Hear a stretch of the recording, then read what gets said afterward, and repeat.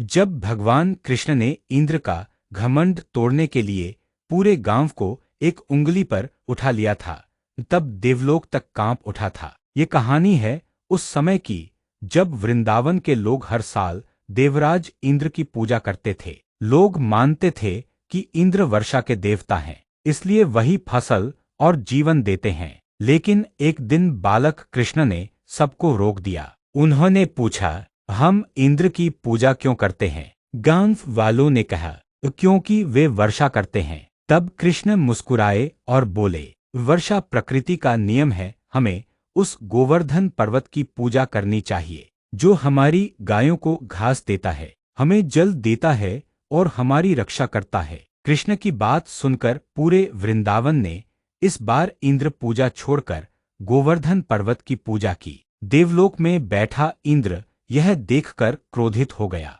उसका अहंकार टूट नहीं पा रहा था। वह गरजा, एक छोटा सा बालक मेरी पूजा बंद करवाएगा। क्रोध में आकर इंद्र ने काले बादलों को आदेश दिया, वृंदावन को जल में डुबो दो। कुछ ही देर में भयंकर तूफान शुरू हो गया। बिजलियां चमकने लगीं, आसमान फटने जैसा लग रहा था। लोग डरकर कृष्ण के पास भागे। तब सिर्फ 7 साल के कृष्ण मुस्कुराए और अपनी छोटी उंगली पर पूरा गोवर्धन पर्वत उठा लिया। सभी लोग, गायें और पशु उस पर्वत के नीचे सुरक्षित आ गए। 7 दिन तक लगातार बारिश होती रही, लेकिन कृष्ण बिना थके पर्वत उठाए खड़े रहे। इंद्र यह देखकर हैरान रह गया। उसे समझ आ गया कि यह कोई साधारण बालक नहीं, स्वयं भगवान विष्णु हैं। वह तुरंत ऐरावत हाथी पर बैठकर वृंदावन पहुंचा और कृष्ण के चरणों में गिर पड़ा। इंद्र बोला,